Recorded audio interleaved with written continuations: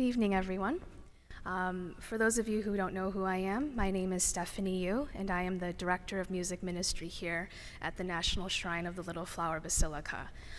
Along with my colleague, Mary Zielinski, who's seated in the back row there, the Associate Director of Music Ministry, the clergy and the staff that serve this community, we'd like to warmly welcome you to Shrine, and thank you so much for joining us this evening for a special presentation on the historic Kilgen pipe organ housed in this beautiful basilica.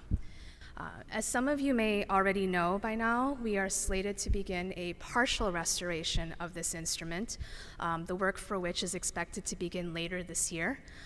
In the interim, as we are eagerly awaiting the start for this project, we thought this would be a great opportunity to share information about this organ with the broader community, and with the hopes that it would help highlight things such as its historic significance, some of the unique design features of this instrument, and at the same time share with you and hopefully increase awareness of some of the challenges and issues that have plagued the instrument for a number of years, many of which unfortunately persist to this day.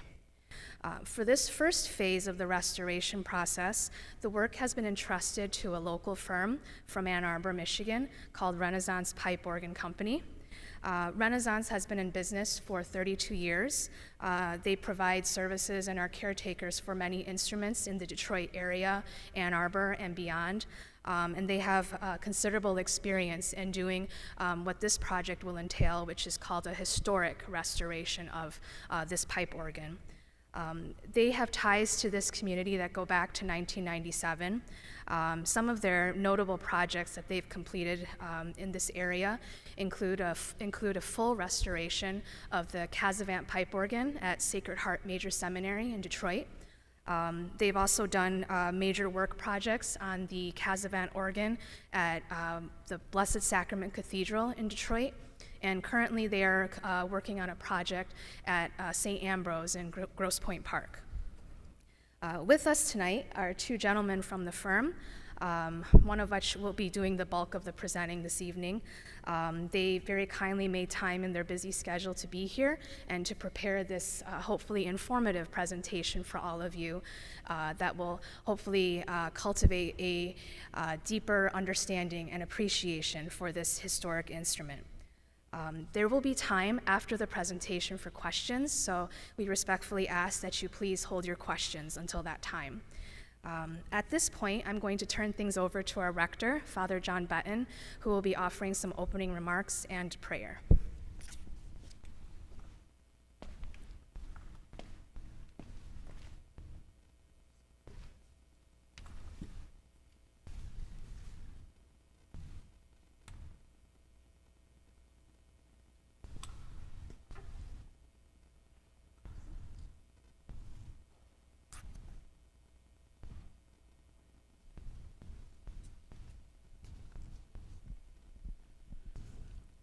This reminds me, in show business, they say break a leg, but I did better than that. I had a whole knee replaced just for this event. So the way this project began is I love music and all different kinds of music, especially liturgical music, but I really don't know one note from the other. But I knew that there was something going on with our organ when I first arrived in July of 2023, but I don't know all the technical aspects of it. So I learned that we're sitting on a wonderful, beautiful gem here at Shrine. We're a national shrine and a basilica, and as I said in my article months ago, we have a beautiful gem, but sometimes it sounds like a clunker. And so we really have to renovate it to live up to what we truly are. Look at the beauty of this holy and sacred space. And the music should be so fitting as well.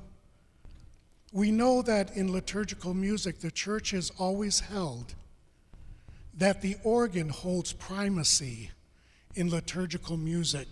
It always has, and it always will.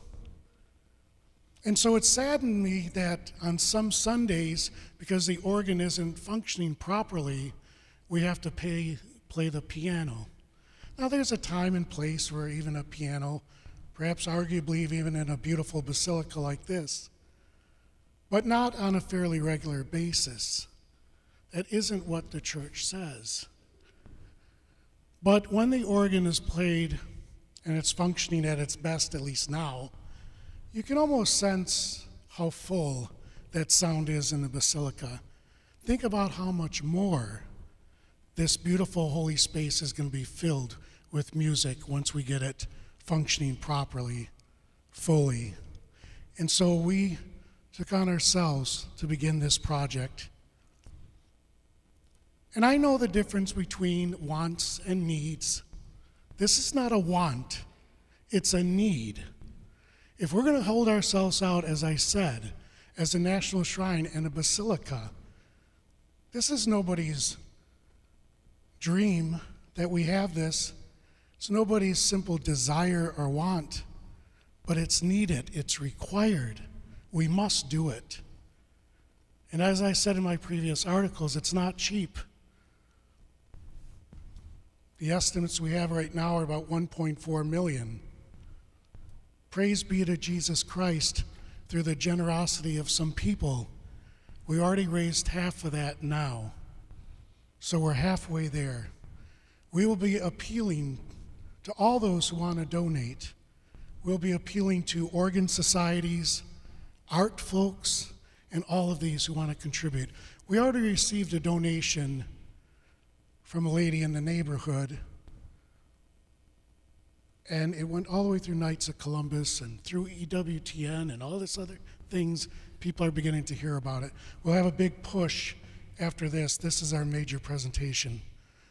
But what I asked of both Stephanie and Mary is I said, I think we need to do a presentation because a picture speaks 1,000 words, right?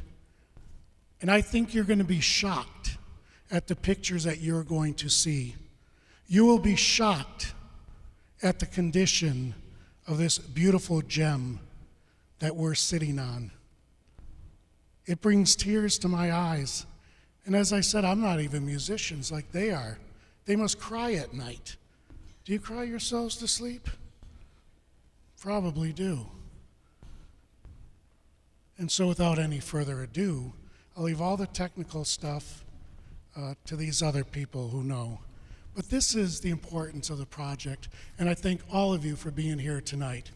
You could be home watching Wheel of Fortune and Jeopardy, whatever else you watch, but you chose to be here because you have a vested interest, not vested financially, but spiritually and in faith, in your faith life here. Many of you have been here for decades, raised your families in this beautiful church. And so it has a lot of meaning to you. And so thank you so much for being here this evening.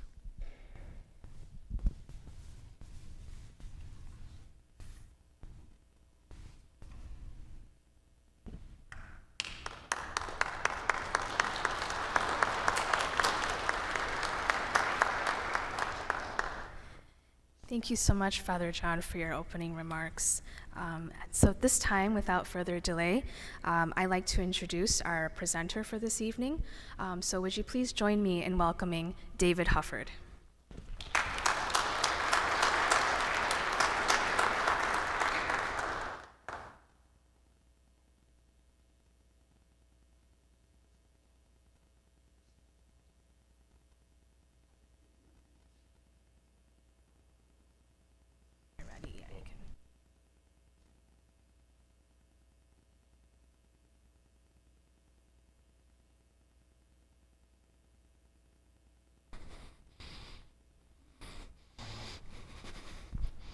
Good evening, everyone.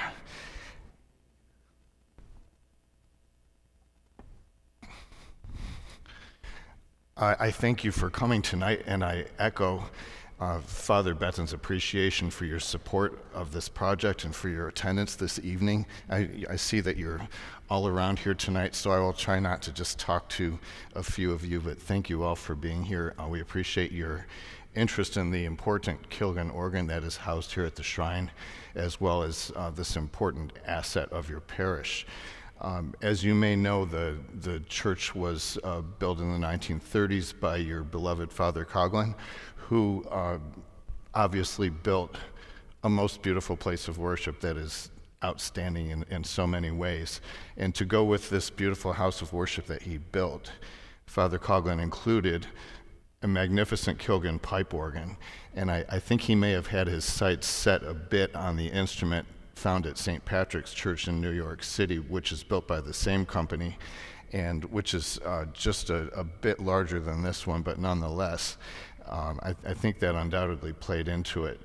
And I always remember, you can see this in the entryway to your church in the newer part of the gallery out here, but Father Coughlin mentioned that he considered the pipe organ to be the soul of the church. And as an organist myself and as a church organist myself, that really resonates with me too, because the organ plays such an important part in setting the tone for our worship. It leads our hymns. As we enter the church, we hear the sound of the organ reminding us of the presence of God. And the sound of the organ supports the singing of the choir, it supports the chanting, it supports the hymns, and occasionally even supports concerts with chamber, with brass, with orchestras, and so many other uses that require the versatility of the organ. And again, it is the instrument prescribed by the church to lead the church, and it's such an important part of our worship. So I might just give a few statistics as we start. I'd like to mention, first of all, my appreciation for my associate, Randall Nichols, who I believe is over at the console. Hello, there he is. And he has helped us a great deal with this presentation tonight. Randall is my assistant on daily service and tuning work most of the time. And there are 5 on our crew altogether, including my business partner, Elgin Klingerman, who is in Ann Arbor, where we are based. And so let's cover a couple of things with the Kilgen pipe organ. So we have, this is a photo of your pipe organ console, and you don't have one, but you have 2 of these. So that's a special feature in itself. You'll see that each console has 4 keyboards for the hands. I'm dropping something here. 4 keyboards for the hands, as well as a pedal board, which is another keyboard for the feet. And so the tablets that are arranged all around the organ console are the controls that enable you to choose and to bring on combinations of different sets of pipes. And so the sets of pipes in this organ are divided into at least 7 different sections. So you have up in the gallery here, they're going from left to right. I have a little laser pointer if you're able to see this from here, but at this far left side, where I'm pointing is called the choir division. To the right of that is the great division. On the opposite side is the swell. And on the far right to me is the solo. Also found in this room beneath the floor on that side over there, in the basement level and speaking up through grill work is the antiphonal swell division. This is a very special arrangement. And on the opposite side is the antiphonal grate, which is closest to the downstairs console. So you have a total of 6 different chambers, and then the pedal division is divided among different locations here. It results in a total of 96 ranks of pipes. So, and a rank of pipes being 1 pipe for each note of the keyboard. Sometimes there are different numbers altogether, but think of 1 pipe for each note of the keyboard. So 96 ranks altogether, a total of 6,575 pipes. So it's quite a lot. The notes here say that St. Patrick's Cathedral, oops, I can go to another slide here. This is a bit about the Kilgen Organ Company and its history, starting in 1851.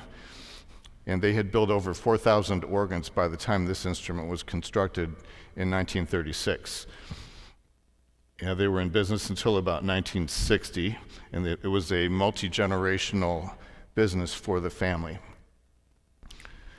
This organ here at the shrine, as I think I mentioned already, is the second largest that Kilgen ever constructed, following only St. Patrick's in New York City. So this is indeed a special instrument, and it's made even more special in that the organ here at the shrine has not been modified or altered or changed from its original design. St. Patrick's can't say that.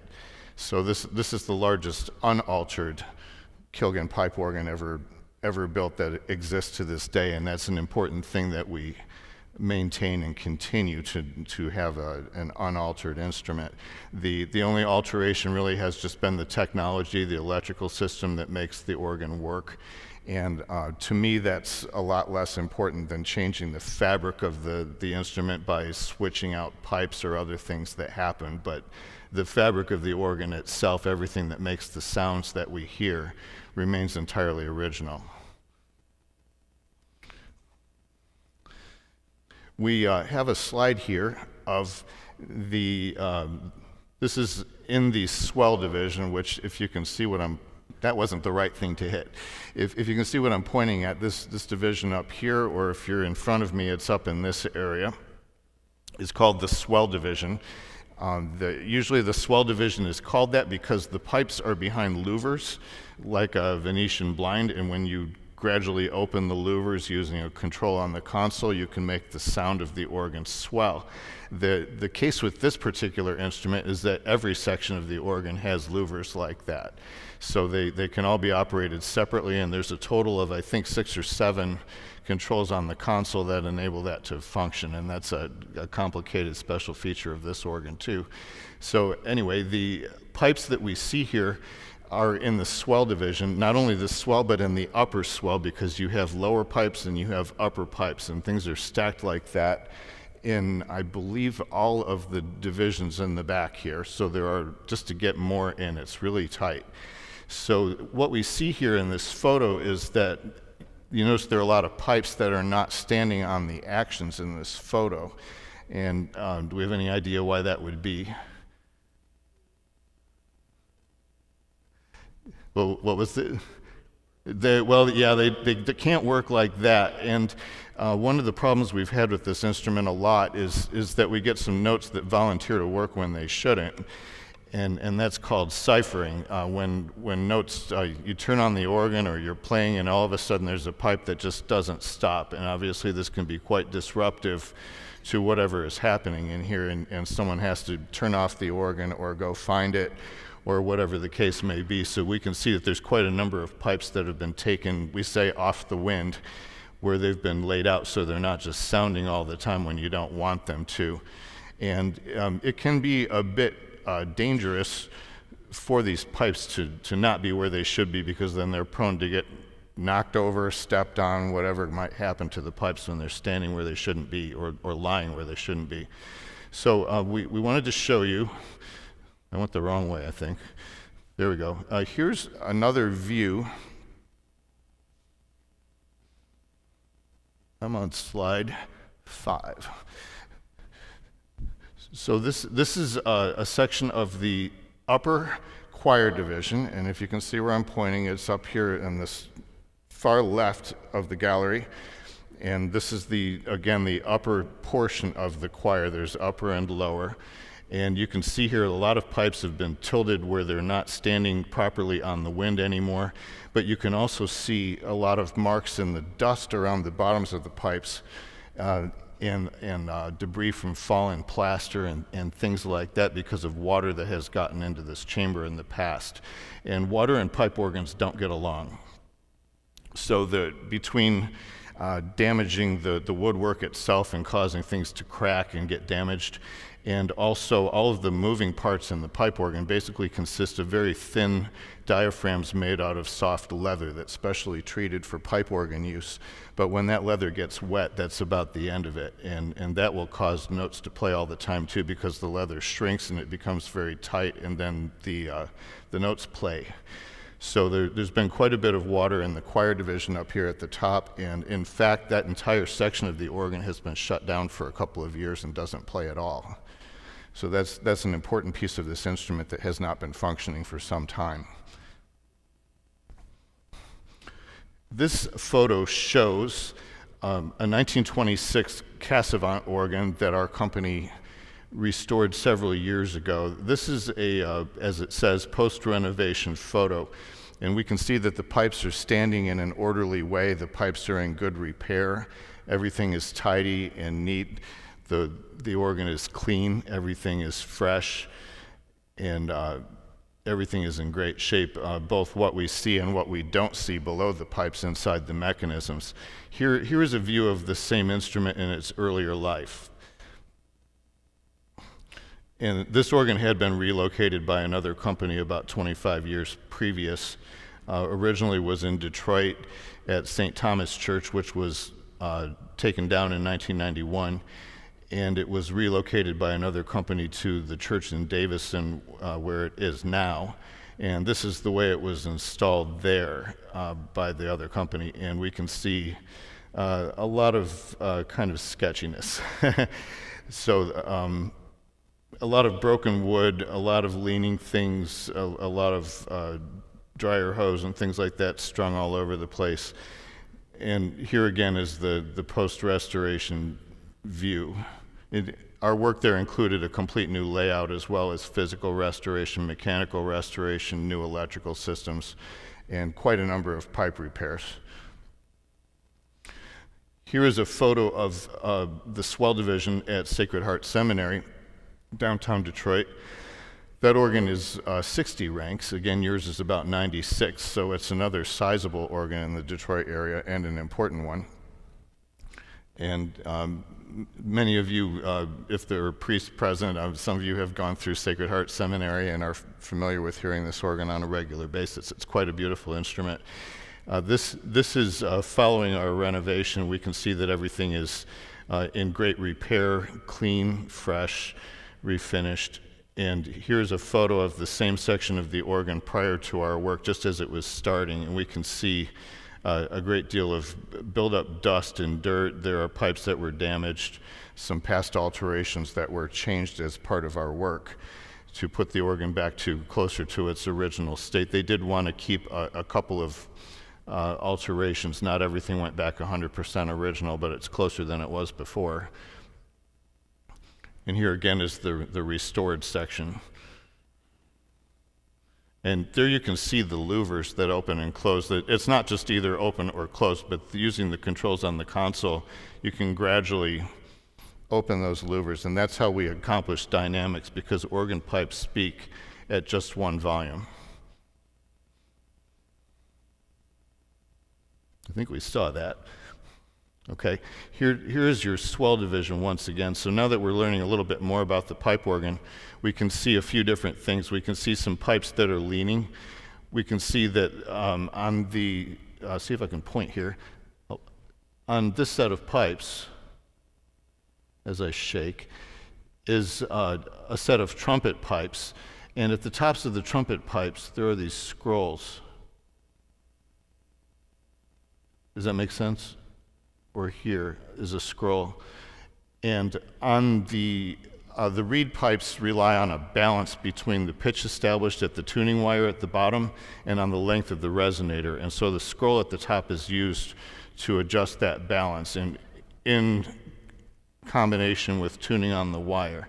And in so many cases in this organ, these scrolls have been really badly abused, and we'll see more about that as we go. Here are some oboe pipes that belong in the swell division. That is up here in this location in the gallery. And I believe somebody fell into these years ago and broke several of those off, and that has not been addressed yet. It's another piece of the condition of the organ. It's really pretty heartbreaking, and it's really pretty unnecessary. I think someone went in there to try to fix something and had a little fall. Here is more of the choir division. Again, this is at the upper right, or sorry, upper left for me. And you can see the spotting in the dust on the woodwork from water landing there. You can see the rust. Let me see if I can point to some rust right here on the tops of the pipes. And there's water damage to the paper seals on these that have caps. This is from getting wet, and you see that there's a lot of pipes that are not where they should be. It kind of looks a bit vandalized. Here is more of the choir division. You can see that some of the pipes are made out of wood, and they have rolled metal on the top that is used to tune them, the same over here. Some of the pipes are made of metal, and we can see that a lot of pipes are off the wind here and are just stuck in between other things where they don't belong. Obviously, they don't play there. Here is a view of the lower swell division. Again, that's up here in the gallery. And if we notice, on all of the stops, each sideways row is a rank of pipes. So you can see there are quite a few ranks in there. And there are additional pipes that are provided for the top of the keyboard because there is a function on the organ where you can make the keys, in addition to what you're playing, you can make them play an octave higher. It's still, if you're playing a C, it plays another C higher than what you're doing. And so that's called a super octave coupler, and that it gives you more brightness by bringing in more high pitches. So to facilitate that from the keyboard, the builder provides not just 61 pipes for the 61 keys, but they provide 73 pipes, which gives you that extension octave of pipes for the top of the keyboard so you don't run out of top notes. And we can see here, that wasn't what I wanted. We can see here that for all of these extension octaves, all of these pipes have been pulled out, and they're lying back in between things here. I believe that was done for helping with service access, but it defeats its musical purpose. We have other plans for that. Here's an example of what happens to pipes when they're left out where they shouldn't be. You can see that there's some twisting going on here in the mouth of this pipe. There's a thin metal piece called the languid that separates the conical foot of the pipe, and it goes across the mouth, and it's responsible for directing the sheet of wind that causes the pipe to speak. And even the very slightest little disturbance in the proper position of that piece of metal, the languid, can completely stop the pipe from speaking or make it do some pretty crazy things, and we can see this one is completely out of whack. Here's another view of another pipe that suffered even worse than that one because someone kicked it over and broke it. These pipes are just made of very soft lead and tin that are alloyed together, usually something like a 50-50 combination depending on what the exact pipe is, and so they are very soft. They tend to look kind of indestructible, but that's not true at all. And you can basically take one of these pipes and pretty much crush it in your hands, and so if someone isn't careful in maintaining the organ, you can get into a lot of trouble. This is part of the antiphonal swell. That's located beneath the floor on that side of the church. No, I just lied. This is the antiphonal grate. We didn't label it. Over on the side where the console is, we can see a lot of pipes leaning here. We can see pipes that are damaged. And other things like that. And so it's important with pipes that because they are such soft metal, we can see our friend right here. See the guy that's leaning quite a bit? And he also has a dent there. When these pipes stand off plumb, you want them to be perfectly straight up and down in every direction. When they stand off plumb, the worse they get, the more gravity gets them, and finally they will keel over, just over time because of gravity. So it's really important to keep up with these things. That probably was caused by somebody shoving past it to do something, and it just got bent. Here's another pipe that's has stood straighter in the past. This is one of the clarinet pipes found in the choir division up here at the top. And that's immediately inside the door to the choir that's pretty seriously bent and needs to be rescued. Another pipe that someone has bent over pretty badly and apparently cracked it all the way through, and so they've repaired it with electrical tape. This stuff gets to be a little bit horrific to witness, doesn't it? Again, there's the clarinet. Why am I going in circles? Here's another pipe that's in one of the divisions up here. Sometimes if pipes are too tall to fit in the space where they belong, we will do something called mitering, where we might take a pipe up and make it a 90 degree. Sometimes we'll make it come up and over like a candy cane, but you can see that in the corner there that there are sections of the pipe that are cut on angles, and then the pipe is soldered back together to accomplish this mitering. And it's perfectly legitimate, and it doesn't harm the tone of the pipes, it just enables them to fit.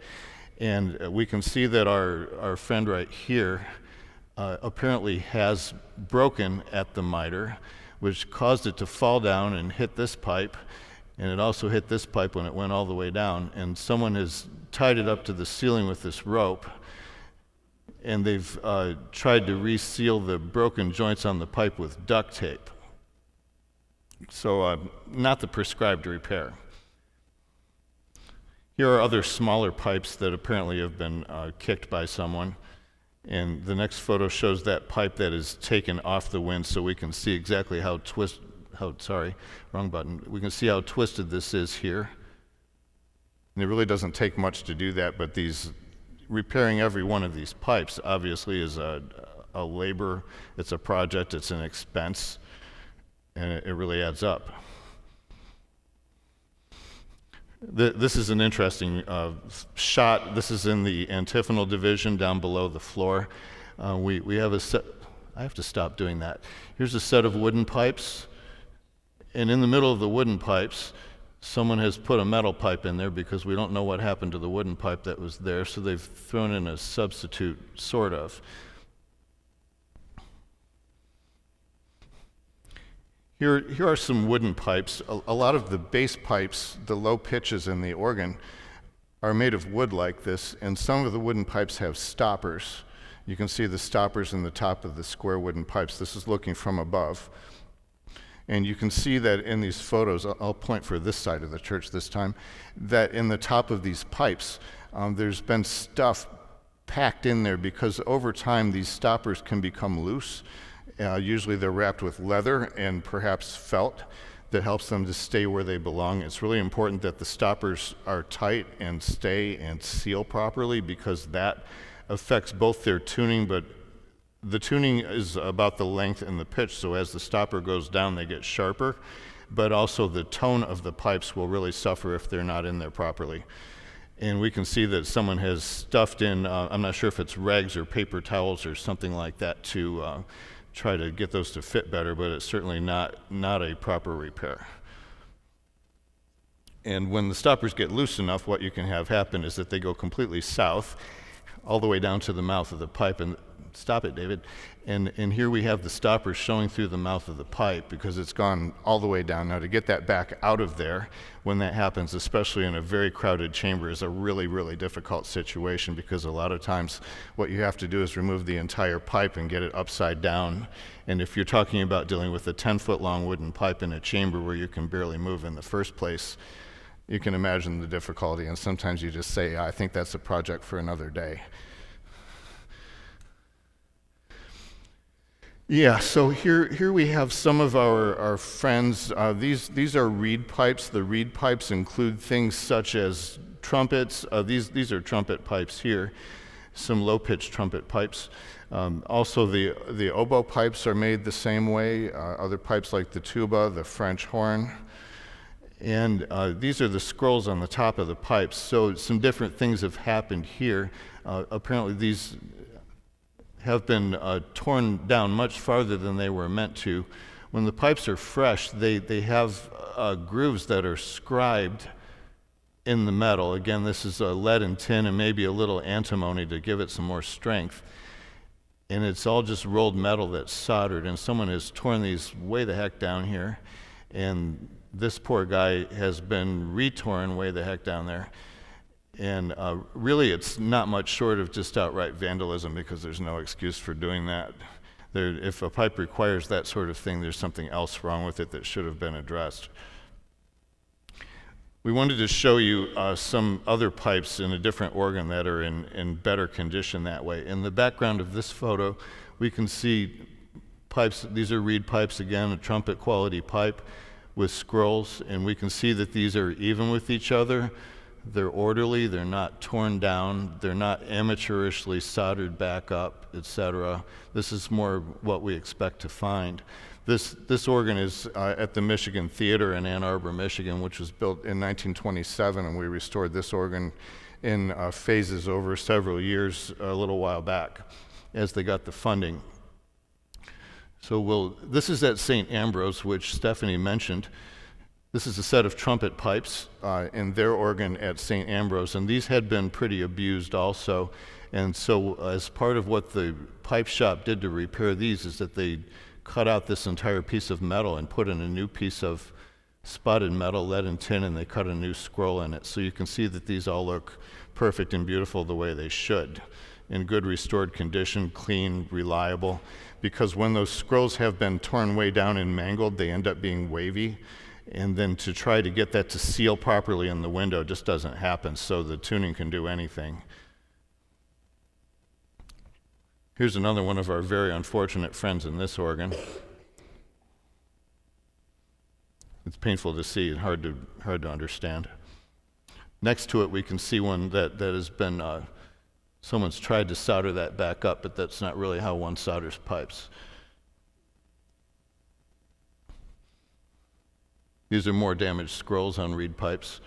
These kinds of repairs they add up to a lot of expense, but you get the feeling of what this is telling us about the overall condition of the organ and how we can expect it to work and how we can expect it to sound. More damaged pipes. It's really unfortunate. This is in the top of the choir division, again, over on this side up above.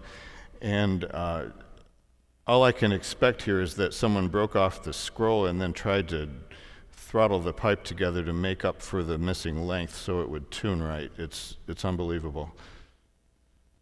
Next to it, interestingly, we can see whoops, I keep doing that. Next to it, we can see a pipe that has been restored in the past. They put in a whole new piece of metal here with a nice new scroll, so this is how they should look. And not with the green duct tape and the punch in the face. This is at Blessed Sacrament Cathedral. This is the tuba stop in their choir division. Gives you another example of how beautiful and even the scrolls should look when the pipes are in good condition. These were never damaged in particular in the first place, and so those reeds were restored about 10 or 15 years ago. We get into the organ's wind system. So the air that plays all these pipes in the shrine is generated by two centrifugal blowers. The larger blower that plays the main portion of the organ up here in the gallery is located on the bottom level. It has a 20 horsepower motor. It's a pretty large and impressive machine.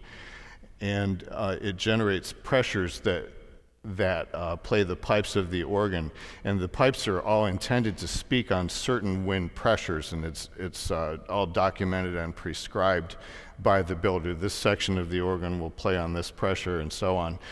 And so to regulate that pressure, the organ has what are called reservoirs, and the reservoir is a wooden box that it has this lid that can move up and down. These are called the ribs. And this part of the box is stationary down here. There is obviously spring force that's pulling on the lid of the reservoir, and there are also weights on top of the reservoir. And between the springs and the weights, it creates a downward pressure on the top, and the amount of that pressure is what determines the pressure that the pipes will play on. Unfortunately, in this case, we can see that the leather corner of the reservoir, which is called a gusset, has completely blown out in the middle here. You can see the hole right through it and quite the rush of air coming out. Here is another reservoir that was located in the division below the floor here in the antiphonal grate. This is done instead of leather. It was redone in the past with a material called rubber cloth. It's a black fabric that has a rubber lining. But after enough years and enough use and enough heat from the blower, that too deteriorates. And this had a sizable hole for quite a length of time that made a very loud sound in the church. We finally put some patches on that a few months ago, which has helped, but I think they are starting to not hold anymore, and it's hard to keep patching things at some point. It just needs to be redone. So that makes quite a racket. Also works the blower very hard. Here's a reservoir that was restored in our shop for Kirk in the Hills, I believe, and this is all done in new white leather. So when properly restored like this, we have every reason to believe that this reservoir should last for at least a good 50 years. And as we think about it, there aren't too many things in the world that are good for 50 years when you do it. It's not your car, not your appliances, not your furnace or anything else. Everyone's often trying to reinvent the wheel and say, well, isn't there something else that will last longer? But I mean, really, a 50-year plus track record is really quite good. Here's another view of that in the shop being done. The leather is put on with a hot horsehide glue, and it's heated and it's applied to the leather, and you don't have much time to work with it, but you have to get it where it belongs and in the right place and done neatly. I give my business partner special kudos here because I believe his leather work is about as nice as anyone ever does anywhere. And we can see that why am I pointing to my monitor? These edges are laid down beautifully on all the leather, and we see other things out there that are not nearly as nice. And so craftsmanship, of course, is a big piece of doing anything. Making something done right, done neatly, done reliably will just give you a better service life. Here are some valve boards. These are similar to what you have in this organ. And what happens is that these circles of white leather are on the bottoms, and coming out of that piece of leather is a vertical wire, and there's a round valve on the top.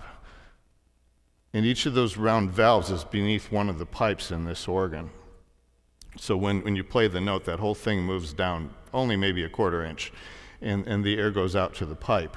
And those white circles of leather act as diaphragms that move down under the pressure when the pressure beneath them is released by the electrical system.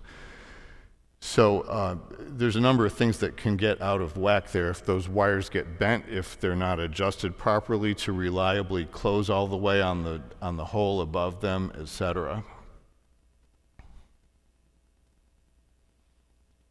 This is another piece of your organ here. This is the harp, I believe, and you can see the metal bars here that are struck. There are hammers that strike them, and these are resonating tubes on the side. Here are what we call pneumatics, and that's it's a mechanism put together, and it moves like this, and it has flexible leather sides on it that when it inflates, it moves and it strikes the harp.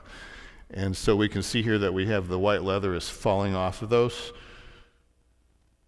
It's in need of restoration. Here's another interesting repair where there's a wooden trunk that, stop that. Here's another wooden trunk that carries air pressure to the upper part of the organ, originally wrapped with leather here, which has failed and has been replaced with organ builder on a roll or duct tape. This is a view of the inside of the downstairs console here. These are the electrical systems that were installed in 1997. I've dealt with this company a number of times. We can look at this and kind of wonder if that's right. I think might be a fair way to put that. The problem with the way that this is installed is this is all right in the top of the console. If you need to do anything to the keyboards, you need to remove this roll top, most of which has been cut away. It doesn't begin to work like it should anymore. And all of this needs to be able to raise up to get to the keyboards for service. And honestly, I just pray that that doesn't happen because I don't know what I would do with all this piled on top of it. Maybe that makes sense. We can see that there's a lot of loose wiring all over the place. We did come back through and we found a couple hundred wiring connections that had been wrapped together but never even soldered, and over some time those will quit working. Here's another view. lots of things lying around, and not a lot of fusing, so if the wrong thing falls across the wrong thing, it's entirely possible that something can burn. Nobody wants that. These are electrical systems that we installed about 3 years ago at First Presbyterian Church in Ann Arbor. I'm the organist there. And these are what is inside the console. That's about all there is. And these are the generation of systems that we've proposed for you here at the Shrine. You can see that there is extensive, with a T, extensive fusing provided here for all of the power wiring. There's other fusing that's down at the bottom here for other things. And this is a system that uses cards that are neatly arranged in a chassis where the keys all come in, the stops all come in, and what comes out of here is an Ethernet cable that goes to the chamber to make everything work as it should. And it has quite a few more features than what was possible with this equipment that was installed in the 90s. We've installed quite a few of these since this line of products was available in 2012, and we never have problems. We just honestly never have problems. They just work perfectly. This is First Presbyterian Church in Fort Wayne, Indiana, another project we did where we rebuilt the console, and you can see this is one side of the console with the neat wiring. Again, quite a bit of fusing provided here for the power wires, neat wiring harnesses. These are the stops on the sides of the console and above the keyboards. Proud of our neat work. So we wanted to share those things with you, and I think I've kind of gone through what we have for photos, but we are very happy to answer questions. We understand this is an important project that I'm sure is dear to many or most or all of you with this organ that you've been here to celebrate the holidays with it. You've been here to worship with it on Sundays. You've heard the choir sing with it. It's probably played many of your weddings. It's probably played funerals for a lot of people dear to you. And it's important that the organ receives some TLC because it had that. It's been neglected, or it's had work done by maybe closer to amateur sorts of people who have done some of what we have now. And so it's a time when the restoration of this organ is an act in support of taking care of what's entrusted to us as members of a church, right? We're supporting, just as you would take care of the church by keeping a good roof on it, by keeping a good heating system in the church, and so forth, it's important to also take care of the pipe organ that's here because it is an asset that belongs to you.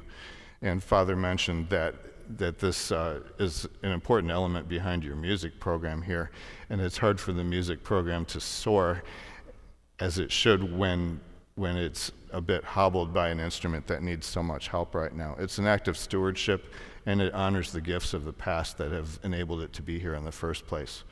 So we appreciate your interest in this instrument, and I'm happy to take questions. Sir. Randall, do you know what this organ cost? Originally? Yes. What was that? Tell me again, please. $50,000. And so these days, thanks for knowing that information. That I think that's a phenomenal price for this instrument back in the day. I don't know how they did it for that.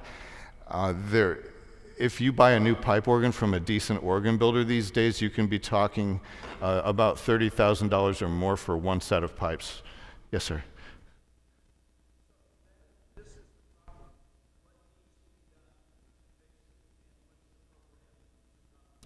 That's a very good question.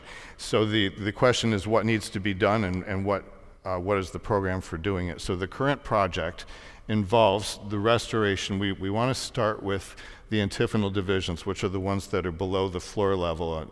They're in the basement level of the church, and they speak up near the downstairs console. So to get a piece of the organ into reliable and restored and again perfect condition, we're starting with the antiphonal division. That's about 20% of the instrument. It's the antiphonal swell and the antiphonal grate are what are below the floor, as well as the downstairs console here. So at this point, the divisions under the floor, everything would be taken out. all the mechanisms completely restored to like new conditions, so all the leather, all the moving parts inside are cleaned off of the wood, and new parts are made to replace those. Everything is put back together with everything regulated properly so that it will function reliably. And the reservoirs are redone, everything is cleaned, all the pipes are repaired. And then when it comes back in, it gets reinstalled with new electrical systems.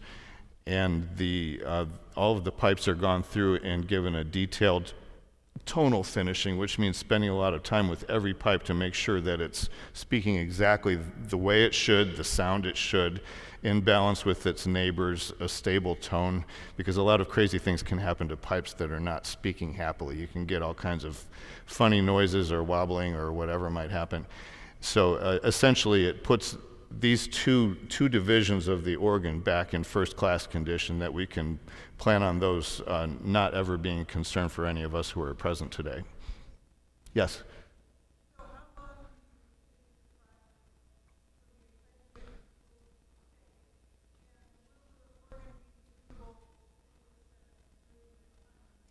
So what would happen while this is, right now we're only talking about this first two chambers is what would be in consideration right now. The rest of the instrument would remain as it is. We've determined a way that we can integrate the new electrical systems in the downstairs console to be able to interface with the remaining existing systems upstairs for now, until that is switched over to the new technology as well. And so while the downstairs console is out at some point during this project to be completely rebuilt, then the organ would need to be played from the upstairs console. So it does remain in service. Obviously the parts that are out for restoration are not functional at that time, but you have enough organ here to go around that makes this a little easier to take. Yes, sir.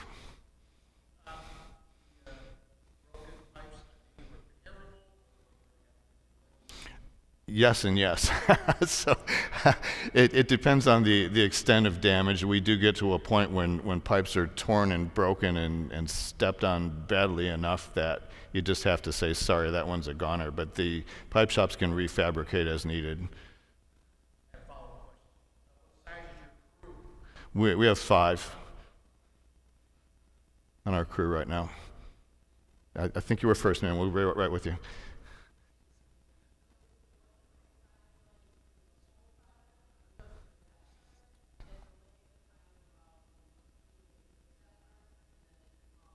We don't have an overall plan for the complete project right now. What we've proposed is about the antiphonal divisions that are under the floor. And Father, would you like to address some of this? Sure, sorry to bother you. You're fine.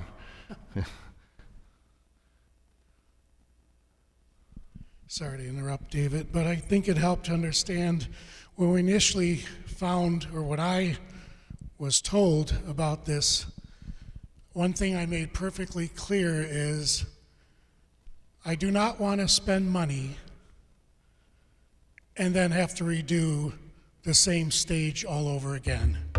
So we have to do this in logical stages where when that money is spent, so the first thing that we talked about, I can't remember, Mary, Stephanie, was it the council we first talked about? But whatever we talked about first, I said, will this have to be redone when we move to the next stages? And that's what we have to avoid, right? Redundancy and wasting money. So the way this is going to be done is in a very logical way in which we're not going to waste money, right? Absolutely. When we had a meeting several months ago, you and your colleagues were saying that ideally it would be better to do it in 2 stages. That's if we had the money. So we can only do it in a number of stages in which we have money to do it. We're not going to borrow money and not taking out bonds and borrowing from the AOD and all this other stuff. So the only way we can get it done, it's cash and carry. It's a cash and carry business from now on. And so we can only do the phases to the extent that we have the money.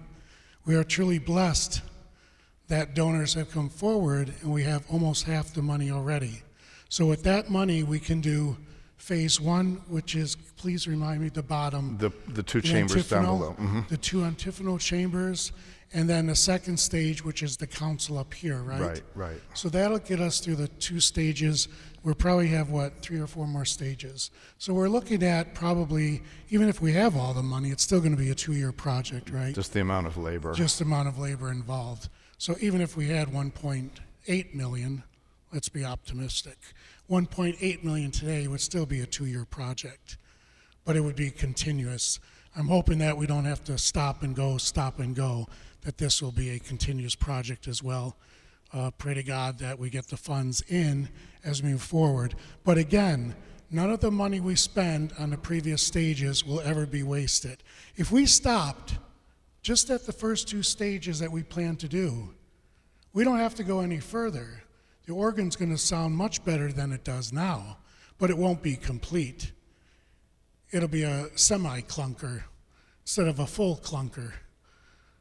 That's my technical language I use. Yes.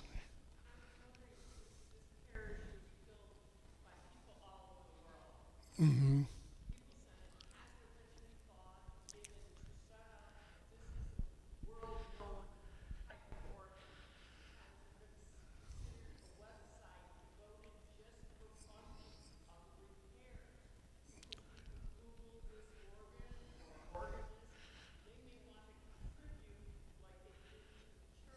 Yes. Mm-hmm.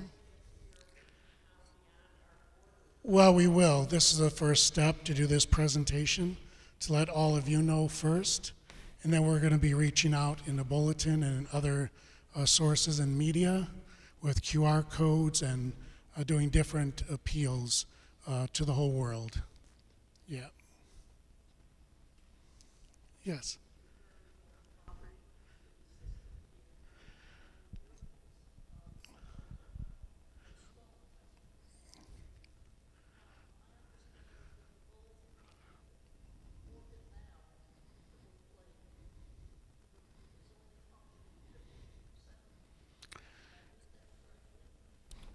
Would you say that the organ is functioning more than about 15%, Stephanie? It's maybe something like that.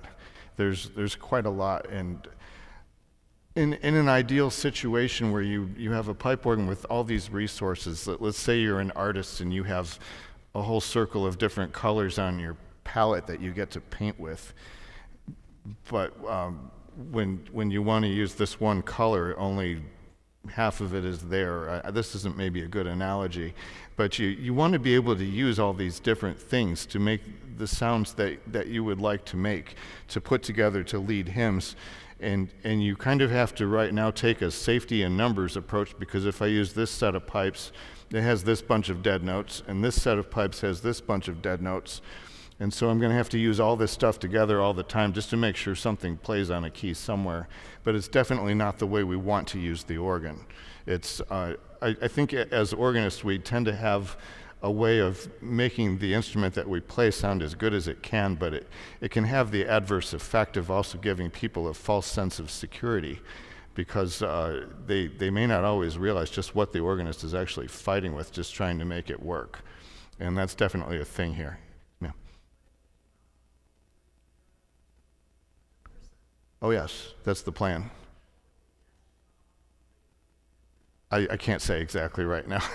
We're dealing with a portion of the project at this point right now.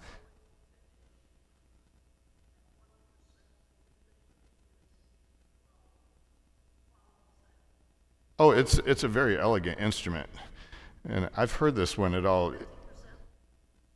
You're saying the quality of the instrument?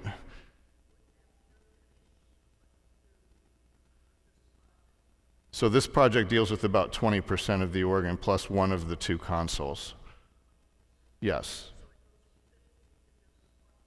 Well, it's not in the same way, because 100% of that 20%. So let's put it this way: 2 divisions of the pipe organ out of the 6 will be completely restored. So we can say it that way. Every note of those 2 divisions will work, and the rest of this is kind of what it is in its current condition. You had a question over here. I'm sorry, sir.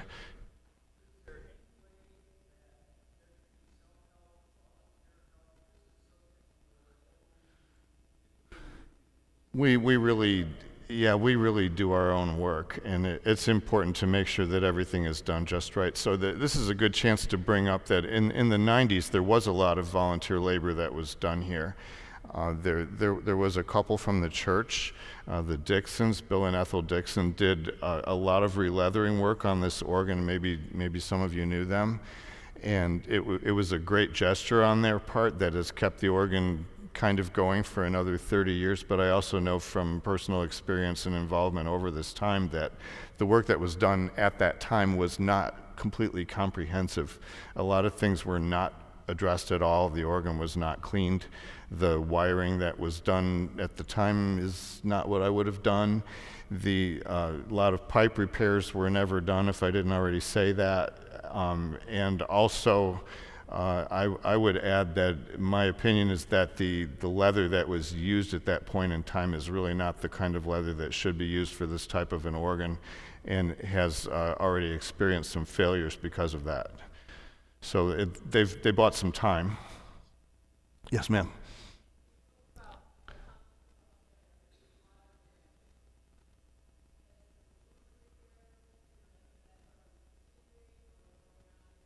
I think the roof has been repaired, right? Yes. Yeah, that's always step one. Yes.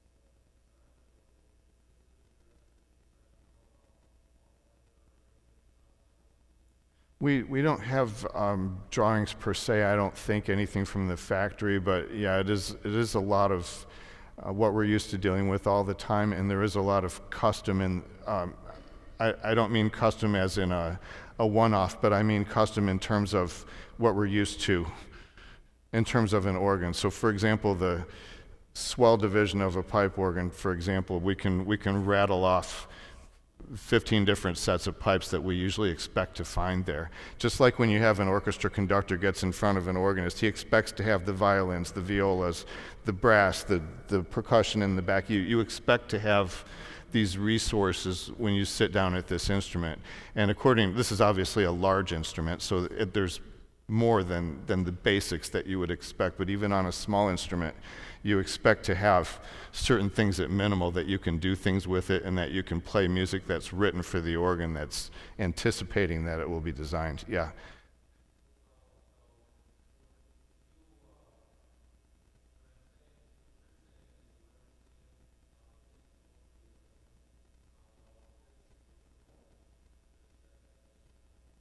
Sure. Yeah. Yeah. Yes, sir.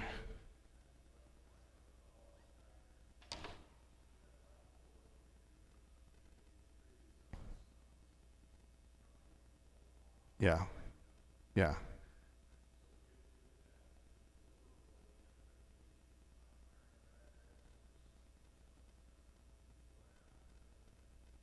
I don't know that the diagrams are really necessary. The way the system is laid out, I mean, this keyboard goes in here, this keyboard goes in here.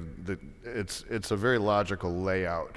I will say that right now with what's in this console, they used pretty much any space they could. So when we go to service this, we say, oh, well, we're evidently looking for this one certain part, and Lord, where did they hide it?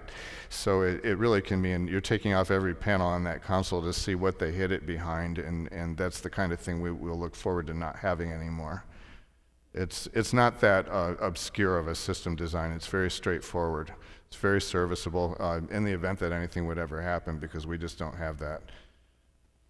Also, one thing we love about the new systems is that they're all entirely configurable or programmable by the organ builder at any time of day or night. We can do it all right from the console. We don't need to bring in a computer. We don't need to contact a company 5 hours away or in another state or whatever the situation is to have them burn us a chip that we need to make things function differently. It's all just programmable right here on site, which is a really great thing. Yes, sir.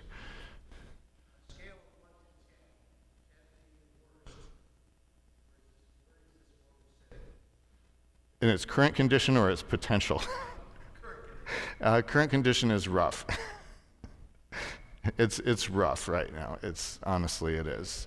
Yeah, sorry to say that, but we're here to move upwards tonight, so this is good. But right now I would say we're at a reasonably desperate point right now with the condition of this instrument. Yes.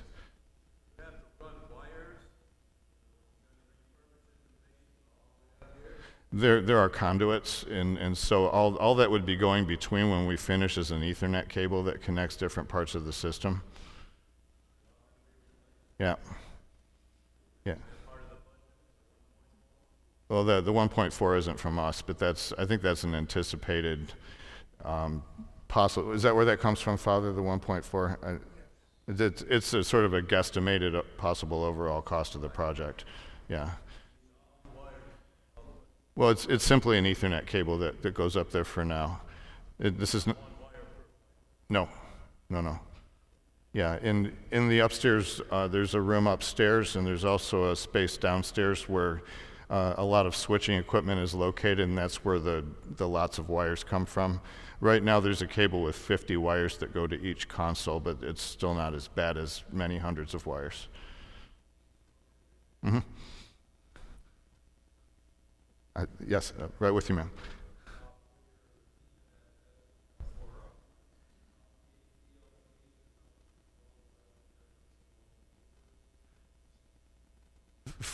Can you ask again, please?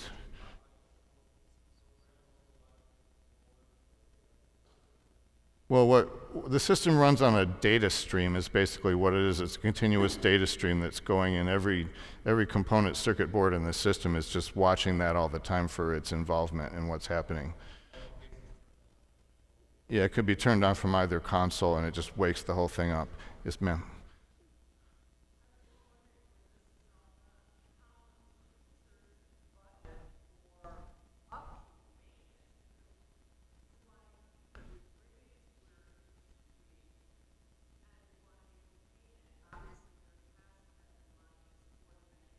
Right.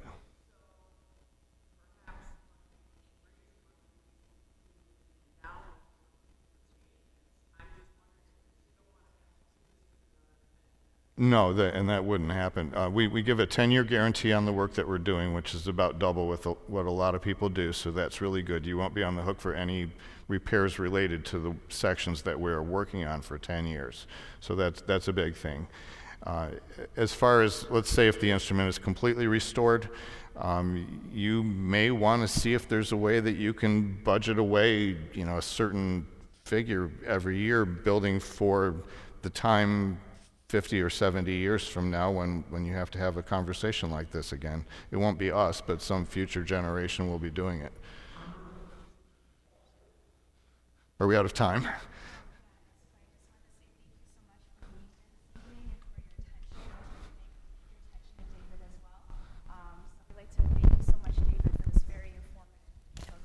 Thank you. Do you want this? Oh, sure. And let